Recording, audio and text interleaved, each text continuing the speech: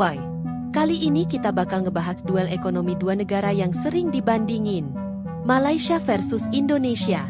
Siapa yang lebih tajir? Siapa yang ekonominya lebih kuat? Dan yang paling penting, siapa yang lebih banyak duit buat traktir temen? Kalau dilihat dari total ekonomi, Indonesia ini raksasa.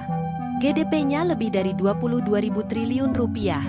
Sedangkan Malaysia, meski lebih kecil, ekonominya lebih stabil dan kuat per kapita. Artinya, duit yang dihasilkan per orang di Malaysia lebih banyak dibanding di Indonesia. Kalau diibaratkan, Malaysia ini kayak sultan yang duitnya udah stabil. Sedangkan Indonesia, kayak anak muda yang lagi usaha keras jadi miliarder.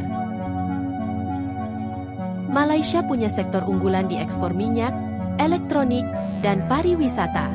Negara ini kaya dari sawit, semikonduktor, dan pariwisata kelas dunia. Tapi Indonesia juga nggak kalah. Sumber daya alam melimpah, startup unicorn makin banyak, dan pasar domestik yang luar biasa besar. 275 juta orang. Itu pasar yang nggak bisa diremehin. Cuma ya kalau soal jalanan mulus, Malaysia jagonya. Indonesia? Siap-siap kena macet berjam-jam dulu. Dalam hal investasi, Malaysia masih unggul di sektor industri berat dan teknologi. Tapi Indonesia punya magnet yang bikin investor asing tergoda pasar yang besar dan pertumbuhan startup yang gila-gilaan. Tahun 2025, prediksinya Indonesia bakal makin mendominasi di sektor ekonomi digital dan AI. Ya kalau koruptor dibinasakan sih.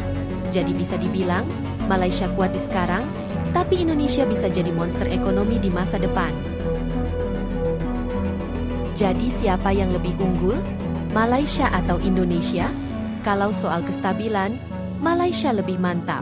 Tapi kalau soal potensi masa depan, Indonesia punya peluang jadi ekonomi raksasa Asia. Coba komen di bawah, kalian lebih dukung siapa? Dan jangan lupa like, subscribe, dan share biar makin rame.